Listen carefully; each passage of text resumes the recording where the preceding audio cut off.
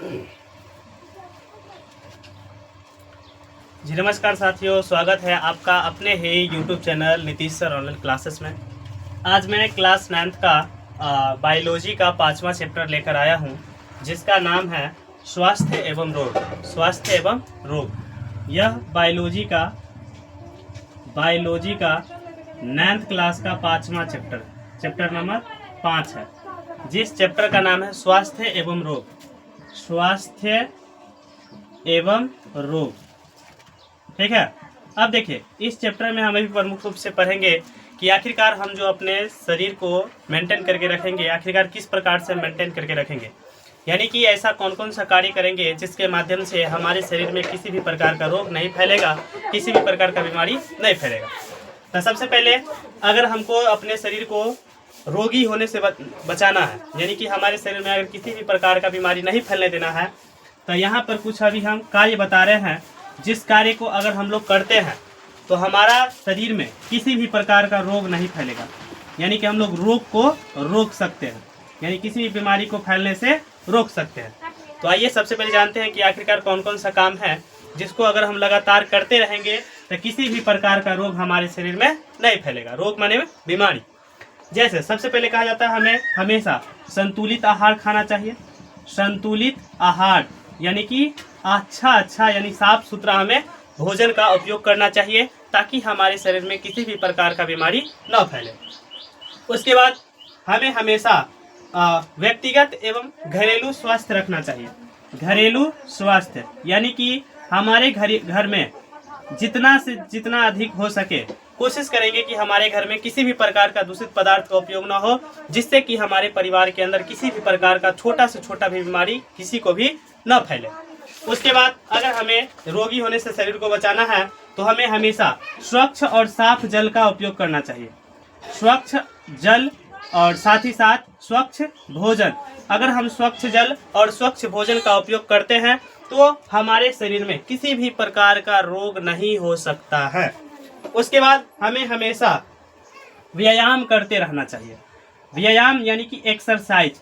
जितना हम लोग व्यायाम करेंगे उतना हमारे शरीर को जो भी अस्थियां होगा, जो भी अंग होगा, सारा के सारा अंग फ्री रहेगा और पूरा तरह से तंदुरुस्त रहेगा, और किसी भी प्रकार से हमारे शरीर के अंदर बीमारी फैलने की आशंका नहीं रहेगी। उसके बाद किसी भी प्रकार के दूषित पदार्थों का उपयोग न करना, यानी कि नशे से संबंधित चीज़ों का उपयोग न करना। नशे का सामान यानी कि जो भी हमारे आसपास में बिक रहे नशे का सामान है, उसमें से हम किसी भी प्रकार के नशा से संबंधित सामानों का उपयोग नहीं करेंगे।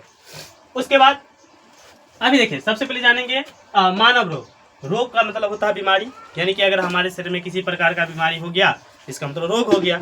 रोगे का अर्थ होता है बीमारी। अब देखिए, सबसे पहले जानेंगे आखिरकार मानव रोग होता क्या है।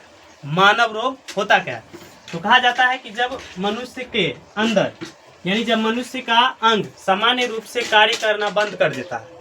लिखा है, मनुष्य का अंग जब सामान्य रूप से कार्य करना बंद कर देता है और यह महसूस केवल रोगी ही कर सकता है, तो वही कहलाएगा मानव रोग। जैसे मान लीजिए हमारे पास बुखार आया, तो बुखार के कारण क्या होता है? थकान महसूस होता है और हमारा शरीर क्या होता है? कार्य करना बंद कर देता है, यानी कि पूरा शरीर लगभग बंद हो जाता है, यानी कि होश नहीं के बराबर रहता है। और इसका महसूस कौन कर सकता है? बुखार हमारे अंदर है तो हम ही केवल महसूस कर सकते हैं, तो इसलिए यही कहलाएगा मानव रोग। उसके बाद अभी हम जानेंगे रोग का सामान्य चिन्ह, यानी कि कैसे पहचानेंगे कि हमारे शरीर के अंदर रोग है। तो यहाँ पर दिया हुआ है 2 बात कि अगर सबसे पहले आपके शरीर का कोई भी अंग कार्य करना बंद कर दिया है, शरीर का अगर कोई अंग कार्य करना बंद कर दिया है, तो समझ जाइएगा कि आपके अंदर किसी न किसी प्रकार का रोग है। उसके बाद हमारे शरीर में होने वाले परिवर्तन, यानी कि अगर हमारे शरीर के अंदर किसी प्रकार का परिवर्तन दिख रहा है, आपका धंस जाना, पतला दुबला हो जाना, ठीक है, तब समझ जाना है कि हमारे शरीर के अंदर किसी न किसी प्रकार का बीमारी है। चलिए, उसके बाद अभी हम जानेंगे तीव्र रोग, यानी कि आखिरकार ये तीव्र रोग होता क्या है। तीव्र का मतलब होता है तेजी से, अचानक से। अगर हमारे शरीर के अंदर कोई भी बीमारी अचानक से आ जाता है तो उसी को कहेंगे तीव्र रोग। यहाँ पर लिख दिया डेफिनेशन, ऐसे रोग जो हमारे शरीर में अचानक से उत्पन्न हो। ऐसे रोग जो हमारे शरीर में अचानक से उत्पन्न हो तो उसी को कहेंगे तीव्र रोग। उसके बाद अगर मान लेते हैं कि कोई सा बीमारी अचानक से आ रहा, इसका मतलब कोई ऐसा बीमारी होगा जो बहुत लंबा समय तक रहता होगा हमारे शरीर में, टीबी हो, पीलिया हो या फिर किसी प्रकार का बीमारी हो। कुछ ऐसे बीमारी होते हैं जो बहुत ही लंबा समय तक रहता है। तो यहाँ पर दिया है चिरकालिक रोग। चिरकालिक रोग, चिरकालिक रोग का अर्थ होता है ऐसा रोग, ऐसे रोग जो हमारे शरीर में बहुत ही अधिक समय तक रहता है। ऐसे रोग जो हमारे शरीर में बहुत ही अधिक समय तक रहता है तब उसी को कहेंगे चिरकालिक रोग। यानी कि ऐसा बीमारी जो हमारे शरीर में बहुत ही लंबा समय से है, जल्दी ठीक नहीं हो रहा, तब उसी को कहेंगे चिरकालिक रोग। आज के क्लास में इतना ही। मिलते हैं आपसे आपके ही अपने YouTube channel Nitish sir online classes के नेक्स्ट वीडियोज में। हमारे साथ इसी प्रकार से बने रहे। यदि आप इसी प्रकार से रोजाना हमारे इस ऑनलाइन क्लासेस के साथ जुड़ना चाहते हैं तो हमारे इस YouTube चैनल को सब्सक्राइब करें, लाइक करें और अधिक से अधिक अपने दोस्तों को शेयर करने का प्रयास करें। मिलते हैं आपसे नेक्स्ट वीडियो में। जब तक के लिए जय हिंद, जय भारत।